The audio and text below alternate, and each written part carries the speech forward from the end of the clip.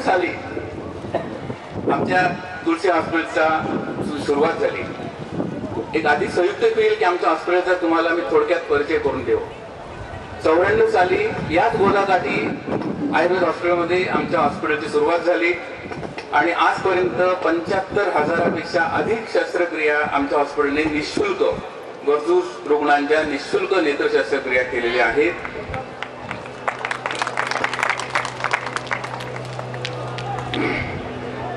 हे सगळं करताना संगणकीय नेत्र तपासणी, मोतीबिंदू, काचबिंदू, तिरळेपणा, पापुळीवरील शस्त्रक्रिया हे सगळे वेगवेगळे विभाग आम्ही सुरू केले. परंतु ज्या वेळेला सर्वे करतो, आपण सर्वेक्षण करतो, त्यावेळेला असं लक्षात आलं की बालकांसाठीचा एक नेत्र विभाग स्वतंत्र पाहिजे. मधुमेहानंतर ज्यावेळेला नेत्रपटलावर जे व्याधी होतात त्यासाठी स्वतंत्र विभाग पाहिजे. काचबिंदूमुळे जे दुष्परिणाम होतात त्यासाठी स्वतंत्र विभाग पाहिजे. अल्पवजनाच्या मुदतपूर्व जन्मलेल्या बालकांसाठी स्वतंत्र विभाग, स्वतंत्र डॉक्टर्स पाहिजे आणि एक सुसज्ज 24 तास कार्यरत असणारी नेत्रपिढी पाहिजे.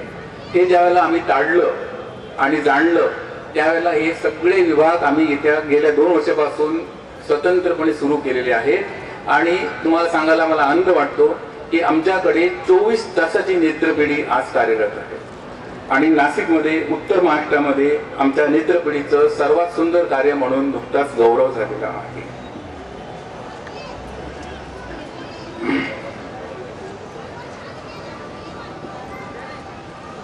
ही अर्थातच ही सगळी उपलब्धी आम्हाला मिळालेली आहे, परंतु ही उपलब्धी निश्चितच आपल्या नाशिककरांच्या हाताने आणि साथीने मिळालेली आहे. निश्चितच आमचे नाशिकचे स्थानिक विश्वस्त माननीय पूजनीय रेजनजी देसाई तथा आमचे संस्थेचे मुख्य कार्यकारी संचालक मेजर DK झरेकर की ज्यांचं आज मिलिटरीचा खाते आहे आणि अतिशय अनुशासनाबद्दल त्यांचं खूप नाव आहे, यांचं स्वतःचं योगदान, त्यांची स्वतःची उपस्थिती आणि त्यांचं निष्णात मार्गदर्शन यासह आपल्या समोर उपस्थित असणाऱ्या आमच्या उपवैद्यकीय संचालिका डॉक्टर सौ स्वाती जवळ या सगळ्यांच्या सक्रिय आणि निष्णात मार्गदर्शनाने आम्ही या शिखराच्या कडे आम्ही पोहोचलो. अन्य ज्या शस्त्रक्रिया आहेत त्या 25,000पेक्षा अधिक केलेल्या आहेत.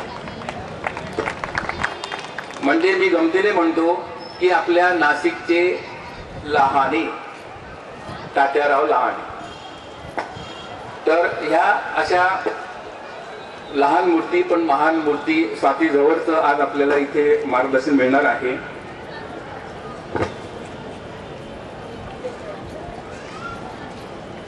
हे सगळं आपण आज तुम्ही मार्गदर्शन घेणार, परंतु अधिकाधिक निर्धार करूया, अधिकाधिक संकल्प करा नेत्रदानाचा फॉर्म भरण्याचा.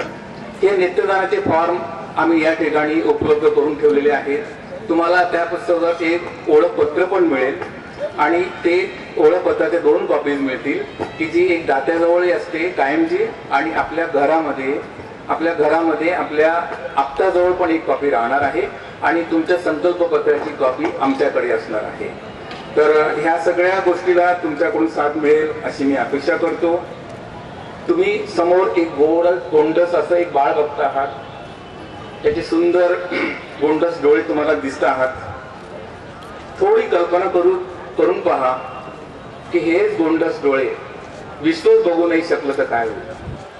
अशी कल्पना जरी आपल्या डोक्यात आली तरी आपल्या अंगाला थरकाप होतो आणि अशी कल्पना पण करवत नाही की एवढं मोठं विश्व बघणार आहेत या बालकाचे डोळे.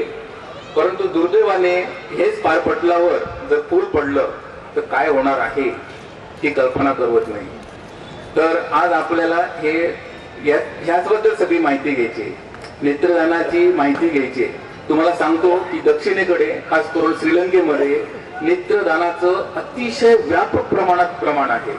पर्सेंटेज जर आपण टक्केवारी जर बघितली अख्ख्या विश्वामध्ये लंकेची टक्केवारी 99.99 म्हटलं तरी चालेल इतकी आहे. ज्या वेळेला अंत्यविधी होतात त्या वेळेला आपण जे काही उपक्रम करतो, उपविधी करतो, विधी करतो, तसा त्यांच्याकडे हा एक विधी असतो की माझ्या घरात मौत झालेली आहे तर मला सगळ्यात पहिल्याने आय बँकेला कळवायचंय. आणि ते तो आय बँकेला कळवतात आणि त्या ठिकाणी डॉक्टर 6 तासाच्या आत येऊन डोळे काढून घेतात आणि पुढे 8 दिवसाच्या आत गरजवंताला त्या पारपटलाचं प्रत्यारोपण करतात. आता आपल्याकडे खूप सुधारणा होते आहे. गुजरात नंबर 1 ला पोहोचलेला आहे. आपणही जवळजवळ त्याच्या पोहोचत आहोत. तर ह्या सगळं काय आहे होय? आयदान काय आहे, नेत्रदान काय आहे, त्याला श्रेष्ठदान का म्हटलेलं आहे आणि कर्करोग कसे विधी असेल, तुम्हाला खूप शंका असतील, डोक्यामध्ये बरेच प्रश्न असतील आणि याच्यामध्ये बहुजन लोकांमध्ये, सुशिक्षित लोकांमध्ये देखील अजून बऱ्याच शंका कुशंका आहेत. आपण या सगळ्या शंका कुशंकांचा निरसन करणार आहोत आणि तुमच्या सगळ्या प्रश्नांचं स्वागत होणार आहे. तुम्हाला शेंदुर्णीकर सरांनी आता सांगितलंय की तुमचे प्रश्न कृपया एका चिठ्ठीवर लिहून व्यासपीठाकडे पोहोचवावेत की त्याचं आम्ही तुमच्या शंकांचं निरसन करू. मात्र सगळ्यात शेवटी ह्या मार्गदर्शनानंतर आपल्याला स्लाइड्स तो दाखवणार आहोतच आम्ही, परंतु त्यानंतर तुम्हाला अतिशय आकर्षक फिल्म दाखवणार आहोत. तर ह्या फिल्म मध्ये अतिशय उत्कृष्टपणे आपल्याला उद्बोधन होणार आहे आणि अतिशय दिलखेचक अशी फिल्म आहे. तर आपण आज श्वास रोखून आणि अतिशय जिज्ञासेने आपल्या या प्रकल्पाला तथा या प्रेझेंटेशनला सहकार्य करावं अशी विनंती करतो आणि डॉक्टर स्वाती जवळ यांना मी विनंती करेन की त्यांनी पुढच्या प्रेझेंटेशनला उपस्थित राहावं. त्या व्याख्यानमालाचं सार्थक होईल. हे प्रेझेंटेशन जे आहे ते यातल्या टेक्निकल गोष्टींमुळे आणि सुयोग्य मराठी शब्द न सापडल्यामुळे मला इंग्लिशमध्ये करावं लागतंय. पण यातल्या ज्या काही गोष्टी मराठीमध्ये सांगणं शक्य आहे ते मी तुम्हाला जरूर मराठीमध्ये सांगायचा प्रयत्न करेन. यामधला जो क्लिष्ट भाग आहे जो तुम्हाला समजणार नाही तो तुम्ही प्रश्न रूपाने आमच्याकडे नंतर पाठवू शकता. आपल्या सगळ्यांना माहिती आहे की डोळा हे अत्यंत महत्वाचं आपलं इंद्रिय आहे आणि या डोळ्याची जग बघायची शक्ती ज्याच्यामुळे कमी होते त्याला आपण ब्लाइंडनेस म्हणतो. या ब्लाइंडनेसचे 2 प्रकार आहेत. एक आहे जो ट्रीटमेंटमुळे बरा होऊ शकतो आणि दुसरा जो आहे ज्याच्यामध्ये आपली दृष्टी आपण कायमची गमावतो. तर हा जो बरा होऊ शकतो त्याच्यामध्ये महत्वाचं म्हणजे मोतीबिंदू, दुसरं महत्वाचं म्हणजे बुबुळावर फूल पडणं, तिसरं म्हणजे काही रेटिनल प्रॉब्लेम्स किंवा मागच्या पडद्याचे आजार असे असतात की जे योग्य वेळी डायग्नोज झाले तर त्याच्यावरती ट्रीटमेंट झाली तर नजर येऊ शकते. आणि सगळ्यात महत्वाचं म्हणजे चष्म्याचा नंबर, जे इरिव्हर्सिबल म्हणजे ज्याच्यामध्ये दृष्टी कायमची जाते त्याच्यामध्ये महत्वाचं म्हणजे काचबिंदू. त्याच्यानंतर काही पडद्यांचे आजार की जे बरेच दिवस त्याच्यावरती उच्चार होत नाहीत, त्याच्यानंतर डोळ्यांचे कॅन्सर आणि मागच्या नसेचे जे प्रॉब्लेम्स आहेत ते.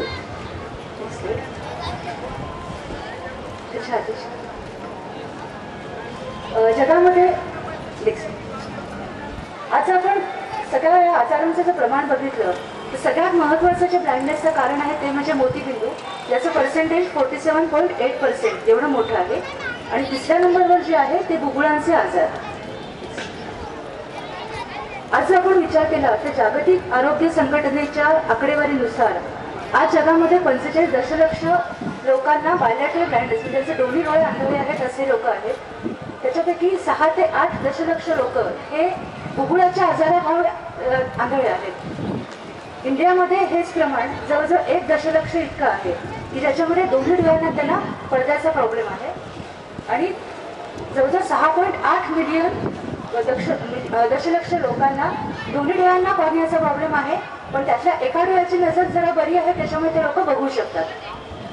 हेच प्रमाण 2010 साली जवळजवळ 8.4 दशलक्ष इतकं वाढणार आहे आणि 2020 साली हेच प्रमाण जवळजवळ 10.6 दशलक्ष इतकं वाढणार आहे.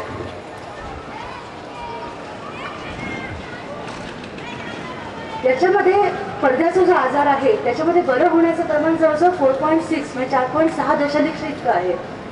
ह्याच्यामध्ये दुःखाची गोष्ट अशी आहे की 90% लोक हे जवळजवळ 45 वर्षाच्या खालचे लोक आहेत. भारतामध्ये जवळजवळ 12 ते 13 दशलक्ष लोक वर्षाला मृत्यू पावतात. पण कलेक्शन जे आहे म्हणजे नेत्रदान जे आहे ते फक्त 7,500 होतं आणि जवळजवळ प्रत्येक वर्षी 25,000 ते 30,000 लोक आपल्या यादीमध्ये नवीन ऍड होत असतात. आताच डॉक्टर साकोरीकरांनी सांगितल्याप्रमाणे आपल्या जवळचं जे राष्ट्र आहे श्रीलंका त्यांच्यामध्ये हे डोनेशनचं प्रमाण भरपूर आहे. भारतामध्ये जर विचार केला तर हे प्रमाण गुजरातमध्ये जास्त आहे. गुजरातमध्ये आनंद या गावी काही लोक सांगतात की तिथे तसाच नेत्रदानाच्या संकल्पनेनी भागलेला एक माणूस होता की जो स्मशानात जाऊन बसायचा आणि तिथे जाऊन जे लोक दहन विधी करण्यासाठी येतात तिथे त्यांचं तो मोटिवेशन करून तिथे तो नेत्रदान लोकांच्याकडनं करून द्यायचा. महाराष्ट्रामध्ये जर विचार केला तर आकडेवारी तुमच्या समोर आहे. मागच्या वर्षी हायेस्ट डोनेशन जे आहे ते मुंबईमध्ये झालेले आहे 2593. त्याच्या खालोखाल पुण्याचा नंबर लागतो आणि नाशिकमध्ये फक्त 90 आय डोनेशन्स आपल्याला मिळालेले आहेत. त्याच्यामध्ये तुलसी आय हॉस्पिटलने जवळजवळ 46 आय डोनेशन स्वीकारलेले आहेत आणि त्याच्यापैकी 24 लोकांना आम्ही नेत्रदान केलेलं आहे, केरेटोप्लास्टी केलेली आहे. थोडंसं हे कॉर्निया म्हणजे काय किंवा नेत्रदानामध्ये आपण नक्की कुठला भाग वापरतो त्याच्यामध्ये बऱ्याच लोकांच्या मनामध्ये संशय असतो.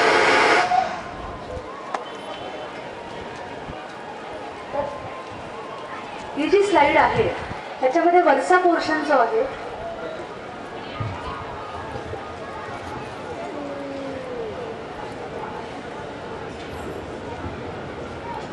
मागचा भाग जो आहे जो तुम्हाला असा लांबूळ का दिसतोय ती डोळ्याची नस असते.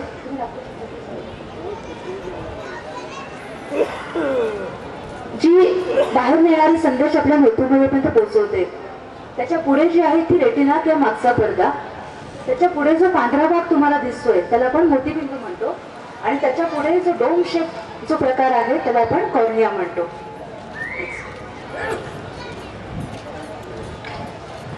या स्लाइडमध्ये डोळ्याची कॉर्नियाची आपण तुलना जी आहे ती घड्याळाच्या काचेबरोबर आपण केलेली आहे. घड्याळाला जशी बाहेर एक काच असते आणि त्याच्यामुळे आपली मशिनरी प्रोटेक्टेड राहते त्याचप्रमाणे डोळ्याच्या वरच्या पडद्याप्रमाणे डोळ्याचा आतला भाग जो आहे तो प्रोटेक्टेड राहतो. ज्या काचेला जर काही तडा गेला किंवा त्याच्यामध्ये जर काही भुरसटपणा आला तर आपल्याला आकडे दिसणं अशक्य होतं. त्याचप्रमाणे ह्या कॉर्नियाला जर काही भुरी आली किंवा त्याच्यामध्ये जर काही इंजुरी झाली तर आपल्याला बाहेरनं आतमध्ये दिसायला त्रास होतो. हा कॉर्निया जो आहे हा अत्यंत पारदर्शक असतो आणि जेव्हा ओपॅसिटी निर्माण होते तेव्हा त्यातला हाच पारदर्शकपणा कमी होतो. त्याचप्रमाणे ह्याच्यामध्ये एक बहिर्गोल भिंग असतं. त्या बहिर्गोल भिंगाचं फंक्शन तुम्हाला माहिती आहे की बाहेरनं येणारे जे प्रकाश किरण आहेत तर ते तुमच्या मागच्या पडद्यावर ते फोकस करतात आणि त्याच्यामुळे आपल्याला दिसण्यामध्ये मदत होते. ही कॉर्निया जी आहे याला भुरी का येते याची अनेक कारण आहेत. त्याच्यामध्ये महत्त्वाचं कारण म्हणजे इन्फेक्शन. हे इन्फेक्शन आपल्या सगळ्यांना माहिती आहे की हे जीवजंतूंमुळे होतं. त्याच्यामध्ये बॅक्टेरियल इन्फेक्शन आहेत, व्हायरल आहेत, बुरशी येण्याचे प्रकार आहेत. दुसरा जो महत्त्वाचा प्रकार आहे तो म्हणजे इंजुरीज. आपल्या सगळ्यांना माहिती आहे की पूर्वी जेव्हा रामायण मालिका चालू होती त्यावेळेला बऱ्याच मुलांना धनुष्यबाण हा आवडता खेळ होता पण याच धनुष्यबाणांनी अनेक मुलांचे डोळे पण गमावले आहेत. त्याचप्रमाणे दिवाळीमध्ये फटाक्यांमुळे किंवा डोळ्यात चुना गेल्यामुळे त्याला भुरेपणा येऊ शकतो. कुठलीही शस्त्रक्रिया जी आहे नो सर्जरीज विदाऊट कॉम्प्लिकेशन म्हणजे कुठली सर्जरी जर म्हटली तर आपण त्याच्यामध्ये कॉम्प्लिकेशन एक्सपेक्ट करतोच. त्यामुळे डोळ्याच्या कुठल्याही सर्जरीमध्ये या जर पडद्याचं जर आपलं हँडलिंग जास्त झालं तरी याला भुरेपणा येऊ शकतो. बऱ्याच ठिकाणी जर डोळ्यामध्ये एखादा कण गेला किंवा जर फॉरेन बॉडी गेली तर खेड्यांमध्ये अजूनही अशी प्रथा आहे की ती फॉरेन बॉडी जी आहे ती लोक जिभेने काढतात. त्यांना हे कळत नाही की जिभेमध्ये किती जंतू असतात.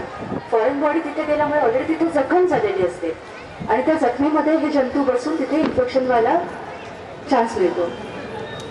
त्याच्यानंतर ऑपरेशन नंतर जर व्यवस्थित काळजी घेतली नाही तरी सुद्धा हा भुरेपणा येऊ शकतो. मालन्यूट्रिशन म्हणजेच व्हिटॅमिन ए डेफिशियन्सी.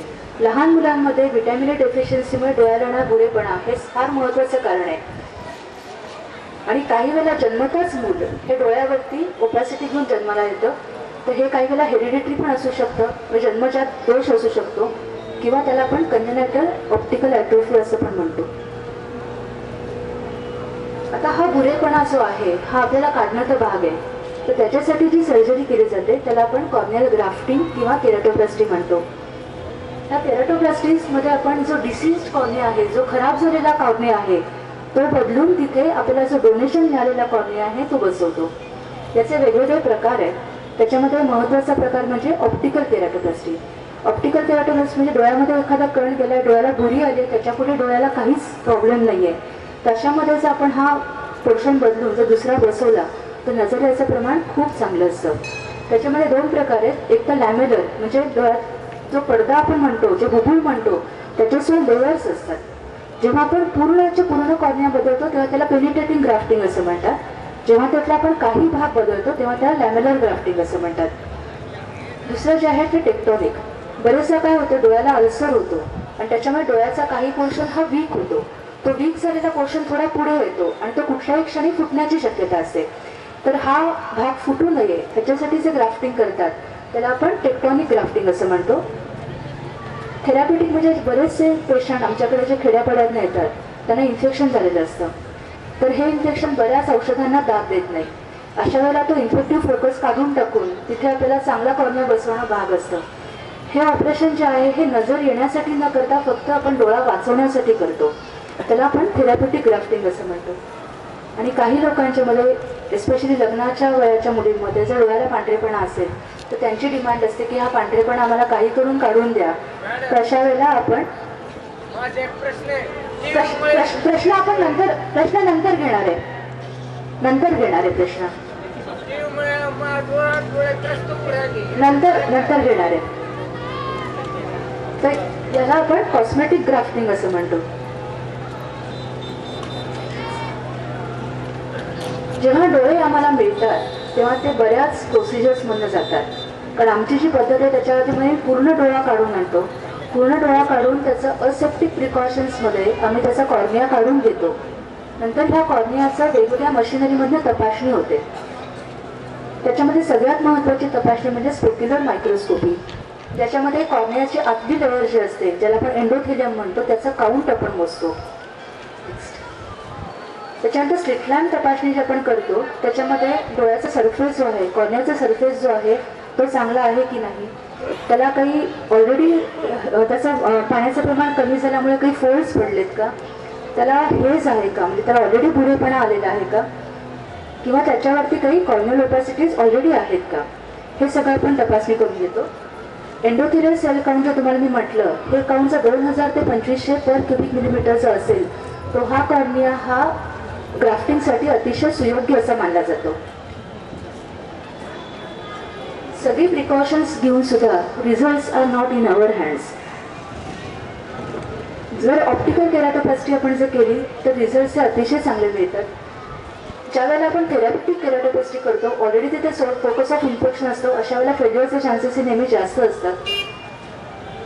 त्याच्यानंतर रिझल्ट जे आहेत तर ते डोनर कॉर्निया कशी आहे ह्याच्यावरती बऱ्याचदा डिपेंडंट असतात. आणि काही वेळेला चांगली सर्जरी, चांगला डोळा असून सुद्धा रिजेक्शन होतात, कारण आपण टिश्यू टायपिंग किंवा एचएलए टायपिंग करत नाही. त्यामुळे एखाद्या पेशंटला इंजेक्शन दिल्यानंतर काही वेळेला कळतं की याला ॲलर्जी येते किंवा नाही येत. तसंच हे कॉर्नियाचं आहे, जेव्हा आपण बसवतो त्याच्या शरीराला तो जो सूट होत नसेल तर तो रिजेक्ट होतो. पण रिजेक्ट जरी झाला तरी ही सर्जरी आपण 2दा-3दाही रिपीट करू शकतो. ज्यांच्यामध्ये आपण केराटोप्लास्टी करत नाही किंवा केराटोप्लास्टी फेल होते त्यांच्यामध्ये पुढे पण काही मार्ग आहेत. त्याच्यामध्ये एक महत्त्वाचं म्हणजे ॲम्निओटिक मेम्ब्रेन ग्राफ्टिंग.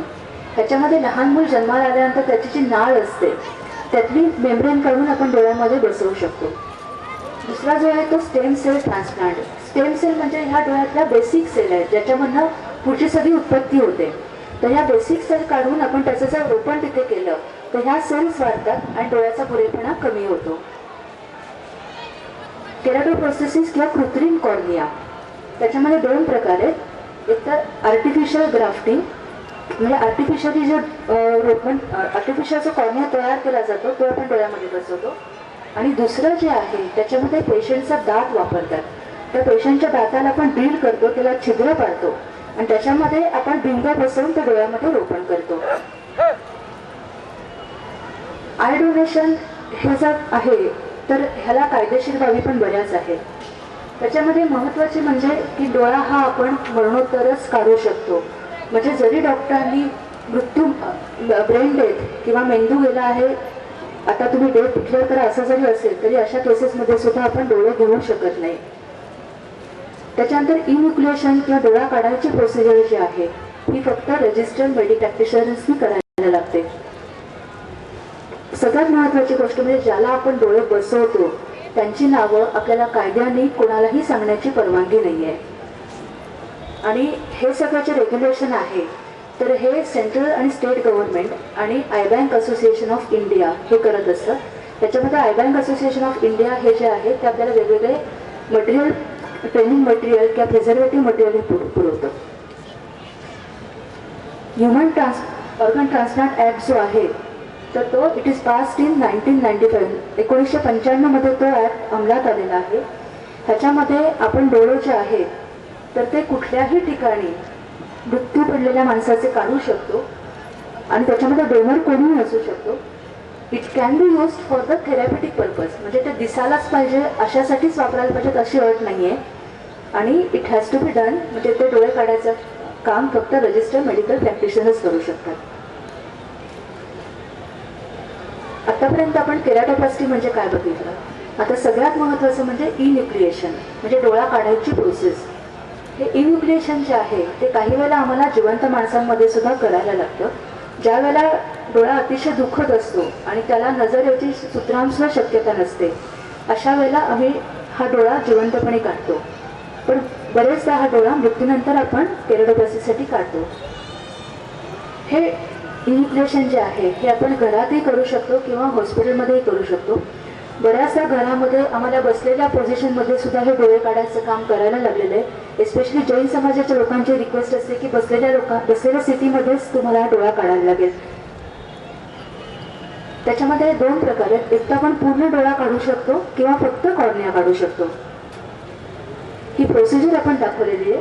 त्याच्यामध्ये पहिल्या स्लाइडमध्ये आपण कॉर्निया काढायची प्रोसेस दाखवली आहे. त्याच्यानंतर तो कॉर्निया आपण वर उचललेला आहे. त्याच्यानंतर ती कॉर्निया काढायची प्रोसेस पूर्ण झालेली आहे आणि तो डोळा आपण प्रिझर्वेटिव्ह मीडियामध्ये टाकलेला आहे. डोळा काढला, कॉर्निया काढला म्हणजे तुमच्याकडे रेसिपियंट किंवा ज्याला डोळा बसवायचा आहे ते लोक हजर असतातच असं नाही आहे. त्याच्यामध्ये काही वेळेला काही कालावधी जाऊ शकतो.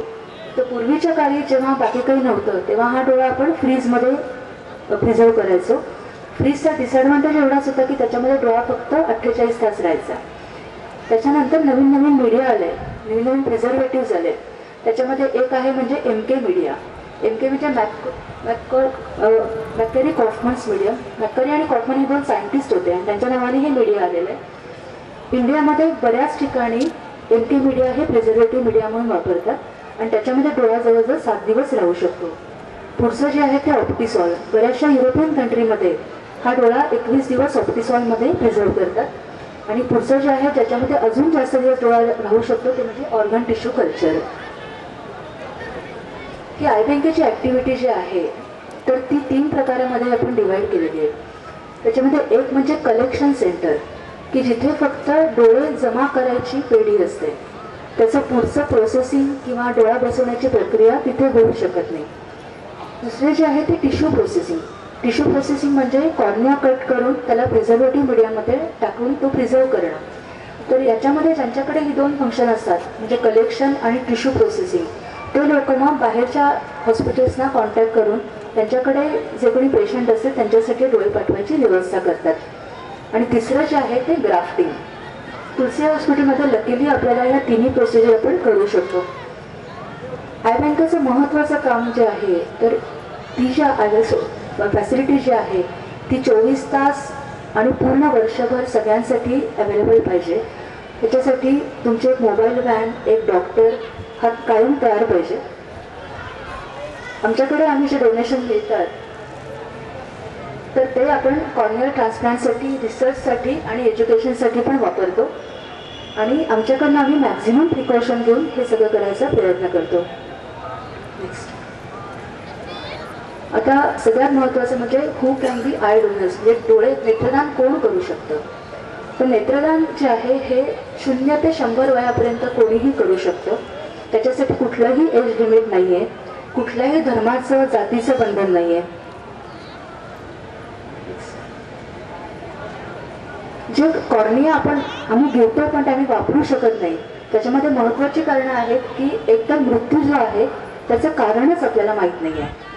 आणि दुसरं म्हणजे जर काही इन्फेक्शियस डिसीजेस असतील लाईक HIV, त्याच्यानंतर सिफिलिस, त्याच्यानंतर कावीळ किंवा सेप्टिसिमिया. बऱ्याचशा भाजलेल्या पेशंटमध्ये पेशंट हा सेप्टिसिमियाने दगावतो, तर अशा पेशंटचे डोळे आपण वापरू शकत नाही. अजून एक कारण म्हणजे रेबीज, कुत्रा चावल्यामुळे जो मृत्यू होतो त्याचे डोळे आपण वापरू शकत नाही. हा एक केराटोप्लास्टी केलेला फोटो आहे.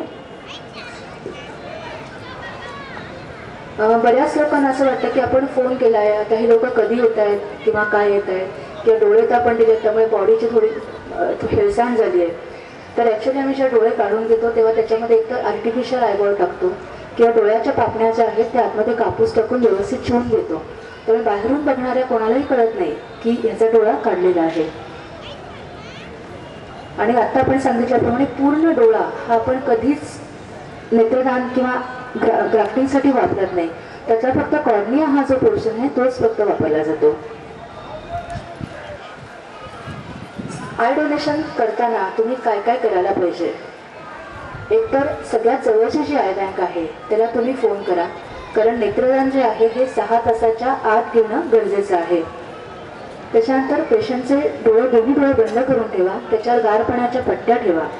घराचं काही फॅन किंवा एअर कंडिशन असेल तर तो बंद करून ठेवा. जर तुमच्या घरात जर काही अँटीबायोटिक ड्रॉप्स असतील तर त्याचं एक एक थेंब दोन्ही डोळ्यामध्ये टाकून द्या. आणि पेशंटचं डोकं जे आहे ते 6 इंच वर उचलून ठेवा. बऱ्याचसा एक प्रॉब्लेम येतो की डोळे काढल्यानंतर सुद्धा रक्तस्राव सुरू होतो. तर अशा वेळेला थोडं नातेवाईकांच्यामुळे भीती निर्माण होते किंवा काय, पण एक लक्षात घ्या की नैसर्गिक प्रक्रिया आहे. रक्त गोठण्याची प्रक्रिया मृत्यूनंतर लगेचच थांबेल असं नाही आहे. त्यामुळे काही वेळेला हे थोडंसं ब्लिडिंग हे होऊ शकतं. काही माणसं अंध असतात, पण त्यांचं अंधत्व जे आहे ते मागच्या पडद्याच्या आजारामुळे किंवा मागची नस थोडी कमजोर असल्यामुळे असू शकतं. पण अशा पेशंटचा कॉर्निया चांगला असतो. तर हाच कॉर्निया आपल्याला मुख्यत्वे करून ग्राफ्टिंगसाठी लागतो. त्यामुळे अशा लोकांचं नेत्रदान सुद्धा आम्ही स्वीकारतो. जिवंतपणी कुठलाही माणूस डोळे देऊ शकत नाही. आणि सगळ्यात महत्त्वाचं म्हणजे ज्याला मी परत रिपीट करते की ज्याला आपण डोळे बसवतो त्यांची नावं आपण कोणालाही सांगू शकत नाही. तुम्हाला साधारण एक तुम्ही कॉल केल्यापासून एक 15 ते 20 मिनिटं आम्हाला सगळ्या तयारीसाठी लागतात. आणि डिस्टन्स ज्याप्रमाणे असेल, अंतर ज्याप्रमाणे असेल त्याप्रमाणे आमची टीम 1 तासाच्या आतमध्ये पोहोचून जाते. आत्ताच मी प्रेक्षकांमध्ये बसले असताना एक महत्त्वाचा विषय माझ्याकडे चर्चेसाठी आला की काही लोक कॉर्नियल ग्राफ्टिंगसाठी 30,000 35,000 रुपये चार्ज करतात. तर ॲक्च्युली ॲज अ डॉक्टर मला हे स्वतःला अजिबातच मान्य नाही. आणि तुलसीबाई हॉस्पिटलमध्ये ज्या काही नेत्ररोपणाच्या शस्त्रक्रिया होतात त्या सगळ्या पूर्णपणे फुकट होतात. त्याच्यामध्ये पेशंटला एक पैसाही भरायला लागत नाही.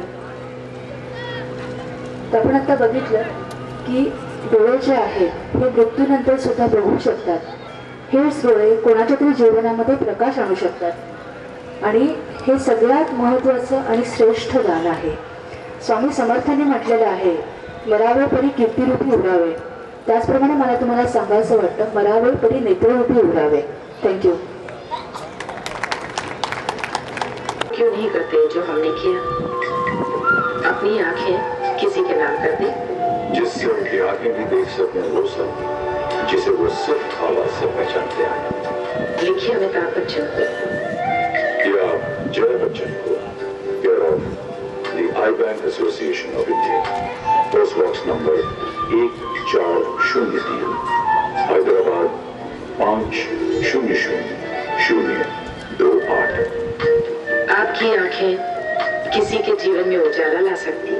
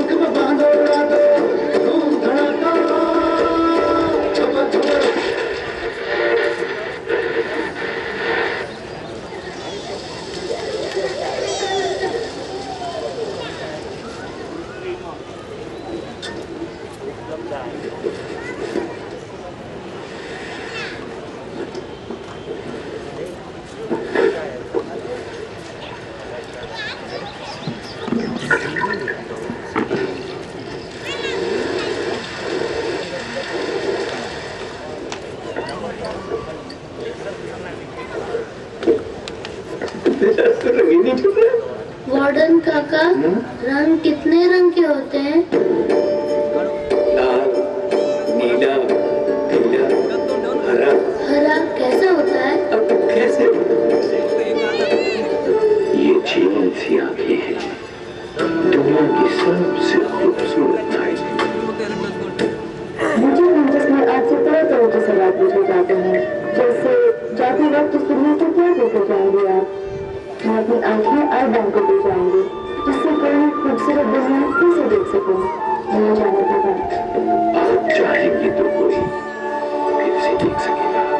मुझे इस पते पर लिखिए कि eye bank association India PO box 1403 Hyderabad 500028।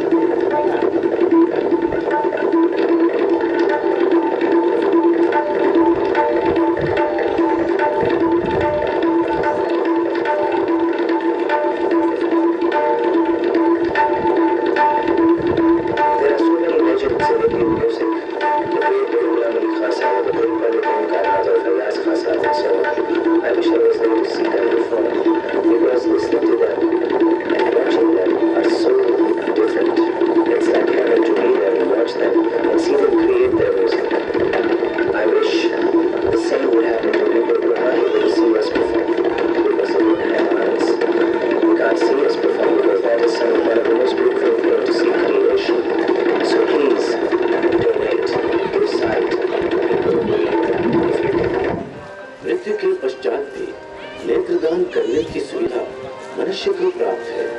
हमारे नेत्र दो दृष्टिहीन को नेत्र ज्योति प्रदान कर सकती है। इससे हम हमारी मृत्यु के बाद भी इस सुंदर सृष्टि का दर्शन कर सकते हैं। क्यों न हम अपने नेत्रदान करने की प्रतिज्ञा करें। बघा आता ही या मुलीची व्यथा। हाँ बेटा, यही पोस्ट ऑफिस है।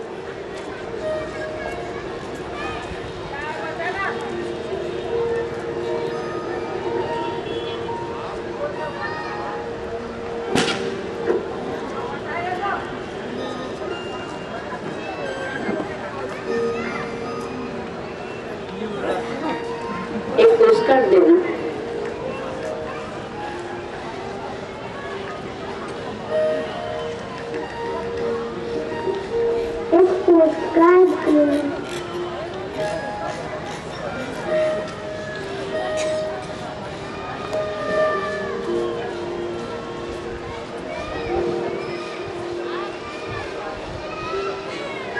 अंकल, क्या आप मेरे लिए चिट्ठी लिख सकते हैं? Please uncle, please uncle.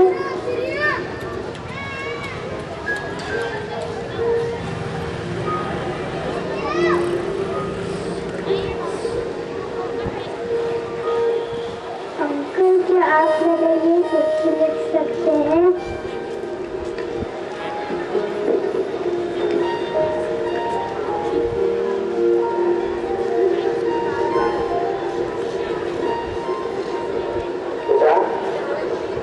क्या आपको चिट्ठी लिखनी है? हाँ, किसे लिखनी है चिट्ठी? भगवान को। अच्छा, भगवान को। क्या लिखना है चिट्ठी में? हे भगवान, मेरे आंखों में लगी, मुझे कुछ दिखाई नहीं देता। भगवान चाचा, मेरे लिए प्लीज दुआ की भेज दो।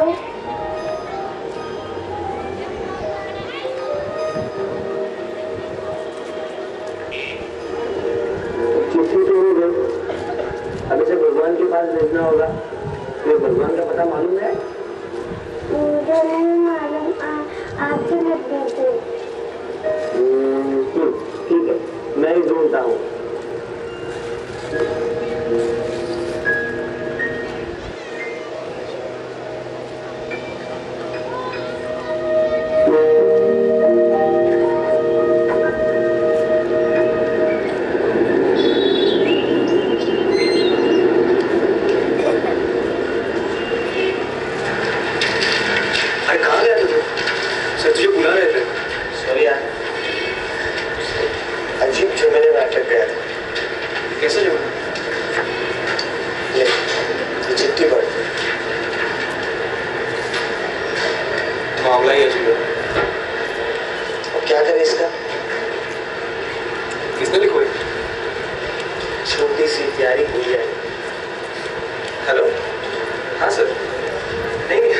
शाम तक का तैयार हो जाएगा। क्या है? No problem. चल मैं निकलता हूँ, ये रिपोर्ट तैयार कर लूँ।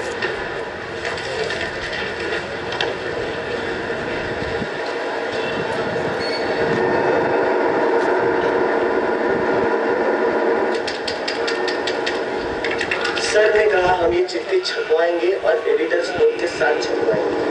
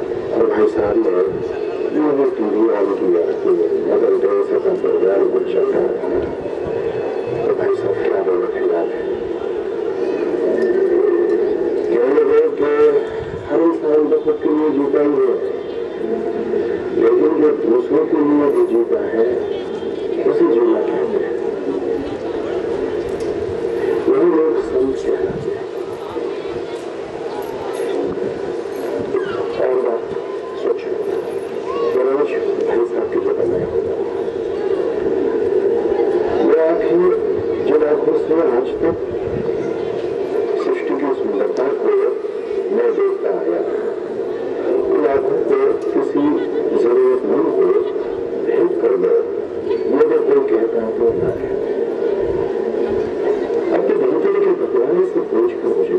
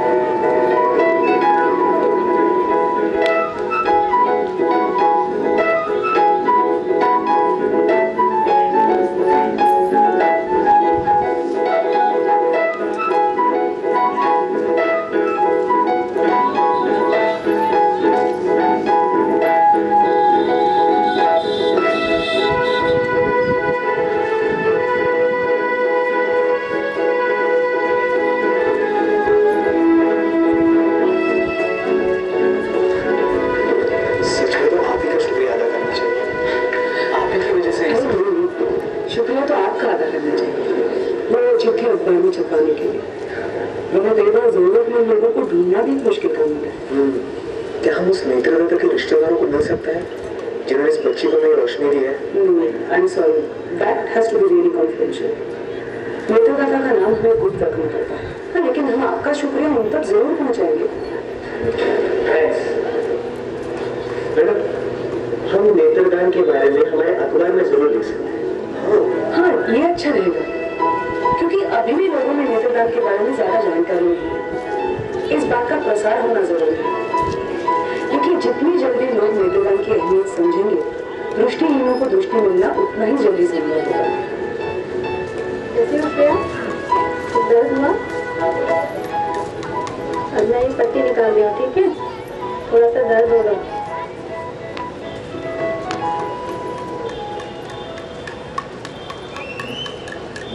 ओके, आँख बंद रखो 2 मिनट। Good girl. ये साफ कर रही हूँ, ठीक है? 2-3 बार आँख बंद करके खोलो। Good girl. खोलो। कैसे हो? ये आँख कैसे बंद कर लो हाथ से। मेरी उंगलियाँ दिखती हैं? कितनी है? 2। Very good. देखो 4। बेटा, बेटा, क्या तुम मुझे देख सकती हो? हाँ हाँ माँ, मैं आपको देख सकती हूँ। और मुझे? पापा आपको भी देख सकती हूँ। हेलो श्रेया। आखिर भगवान ने तुम्हारी प्रार्थना सुन ही ली, क्यों? मैंने आपकी आवाज़ पहचानी। आप ही ने तो मेरे लिए चिट्ठी लिखी थी। अब मैं आपको देख सकती हूँ अंकल। दुनिया में कितने सारे ऐसे अच्छे इंसान हैं जो अपने सुख दुख से बड़े होकर दूसरों की मदद करना चाहते हैं। सच कहा आपने, मगर हम उनका कर्ज उतारे कैसे? हम हमारी इच्छा पत्र में हमारी आंखें बंद कर देंगे। जी बिल्कुल, और अपने को भी नेत्रदान करने को कहिए।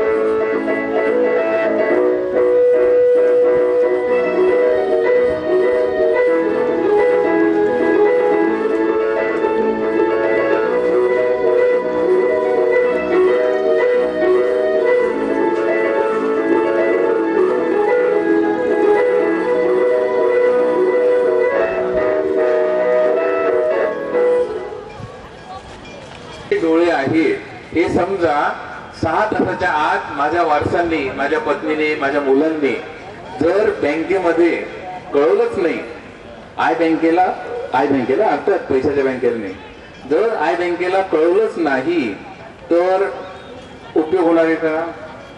नाही. म्हणजेच काय की हा जो नेत्रदानाचा संकल्प आहे, माझ्या मरणानंतर खरं नेत्रदान माझ्या मुलांनी, माझ्या पत्नीने, माझ्या जबाबदार वारसांनी घ्यायचंय. हा खरा मुख्य संदेश लक्षात ठेवायचा आहे. आणि ह्या संदेशानेच आपल्याला आज पुढची अनेकांना तुम्ही जागृत करायचे.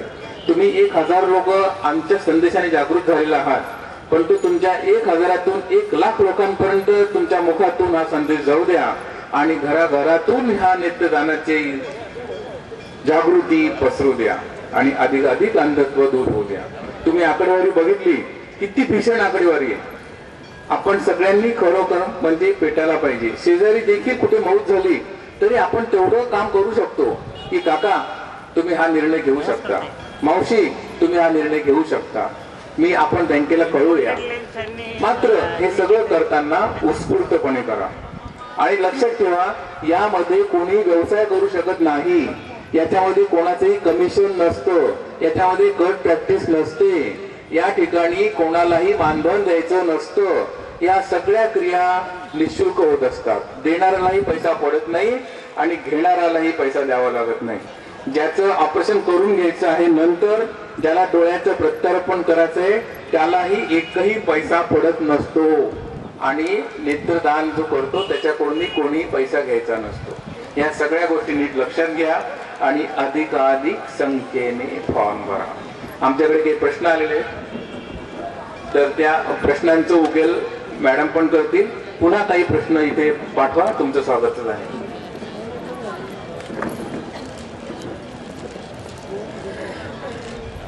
तीन प्रश्न माझ्याकडे आलेले आहेत. त्याच्यापैकी एक जो आहे तो रेटायना किंवा आंतरपटल या विषयाची माहिती पाहिजे. तर रेटिना किंवा आंतरपटल याच्यावरती प्रकाश किरण पडून त्याच्यावरती प्रतिमा तयार होते आणि त्या प्रतिमेचं ज्ञान आपल्याला मेंदूकडे तो संदेश गेल्यानंतर होतं. पुढचा प्रश्न आहे की तो कृत्रिम बसवता येतो का? तर अजूनपर्यंत कृत्रिम रेटिना हा अवेलेबल नाही आहे कुठे. दुसरा प्रश्न आहे रेबन गॉगल डोळ्यांसाठी कितपत फायदेशीर आहे? एक लक्षात घ्या की कुठलाही गॉगल जो तुम्ही वापरता त्याचं मुख्य काम जे आहे ते तुमचं उन्हापासून प्रोटेक्शन करणं. रेबन हा ब्रँड एवढा पॉप्युलर आहे कारण त्याचं काचेचं जे मटेरियल आहे ते सगळ्यांच्याकडनं ॲप्रिशिएट झालेलं आहे. त्यामुळे रेबन वापरा किंवा कुठलाही गॉगल वापरा तर तुम्हाला तितकाच फायदेशीर ठरणार आहे. आणि तिसरा प्रश्न आहे देशी आणि परदेशी लेन्स याच्यामध्ये काय फरक आहे? जर तुम्हाला नाशिकवरनं मुंबईला जायचं आहे तर तुम्ही AC गाडीने जावं का विमानाने जावं का बसने जावं हा शेवटी तुमचा चॉईस आहे. आजपर्यंत आम्ही जी 75,000 ऑपरेशन्स केली आहेत त्यातली निम्म्याहून जास्त ऑपरेशन ही देशी लेन्सनी केलेली आहेत आणि पेशंट तेवढेच खुश आहेत ज्यांना आम्ही इम्पोर्टेड फोल्डेबल लेन्स वापरलेली आहे. प्रत्येकाचं काम हे तेवढ्याच चांगल्या प्रकारे जसं ते आधी करत होतं तेवढ्याप्रमाणे चालू आहे. थँक्यू. Thank you madam. बरेचसे लोक आम्हाला म्हणतात का हो तुम्ही डायरेक्टली आमच्या मरणाची बात का बरं करता? आमच्या मरणाची बात का करता? तुम्ही मेल्यानंतर तुमचे डोळे वगैरे. मी त्यांना म्हणतो बाबा रे, नश्वर मी पण नाही. आपला मनुष्य जन्म आहे. आपण परमेश्वरही नाही आणि राक्षस पण नाही. मनुष्य जन्मामध्ये आपल्याला मरण आणि जन्म 84 योनी लक्ष काय जे आहे हे सगळं आपल्या नशिबी आहे. LICच्या एजंटकडून तुम्ही मरणाची बात ऐकता ना, त्याला तुम्ही पॉलिसी तर उतरून घेता. मग आम्ही डोळ्याच्या डॉक्टरांनी तुम्हाला फक्त तुमच्या मरणानंतर डोळ्याचा उपयोग दुसऱ्याला होणार आहे हे सांगितल्यानंतर तुम्हाला एवढं अभद्र का वाटावं? आणि त्यानंतर तुम्ही जिवंतपणे अख्खं विश्व तुमचे डोळे जिवंत राहणार आहेत हे तुम्हाला अभद्र वाटतं का? तुमच्या डोळ्यांनी तुम्ही मरणानंतर 2 शरीरातून 2 जीवात्म्यातून अख्खं विश्व बघू शकणार आहात हे तुम्हाला अभद्र वाटतं का? त्यावेळेला त्यांच्या मनाची खात्री होते नाही निश्चितच नाही, हे अभद्र नाही, हे सुभद्र आहे. तर मित्रांनो, अभद्र सुभद्राच्या संकल्पना लक्षात घ्या. त्याच्यातल्या सीमा काय ते लक्षात घ्या आणि हे भद्र कार्य आहे. याच्यामध्ये तुमचे हात आणि तुमचे साथ आमच्या हॉस्पिटलला अधिकाधिक द्या.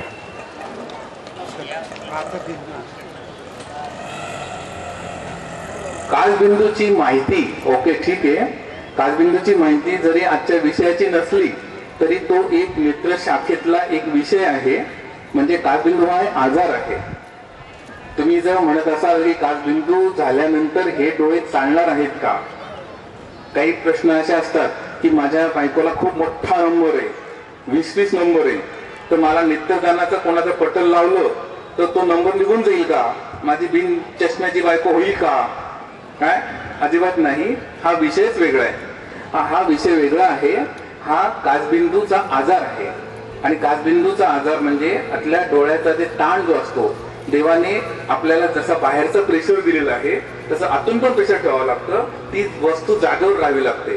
तुमचा नाहीतर डोळा आतून प्रेशर नसेल तर बाह्य प्रेशरने आतमध्ये निघून जाईल. म्हणून आतलं जे प्रेशर आहे ते आवश्यक असतं. हे प्रेशर वाढल्यानंतर काचबिंदू होतो. त्या ठिकाणी जे द्रावण आहे त्याचा सिक्रेशन जर आतलं ड्रेनेज सिस्टीम जर बिघडली तर हा काचबिंदू होतो. त्याच्यावर उपचार असतात, त्याच्यावर अत्याधुनिक उपचार असतात, त्याच्या जे स्टेजेस असतात. पहिल्याने औषधोपचाराने काही बरे करता येतात. काही काचबिंदूवर पुढे आपण शस्त्रक्रिया करतो. काही काचबिंदूवर आपण लेझर प्रक्रिया करून त्याच्यावर आपण असलेली गोष्टी टिकवू शकतो. काचबिंदू झाल्यानंतर जी नजर जाते ती पुन्हा येत नाही, पण जी असते ती आपल्याला टिकवता येते. याची तुम्ही निश्चितच जाण करून घ्या.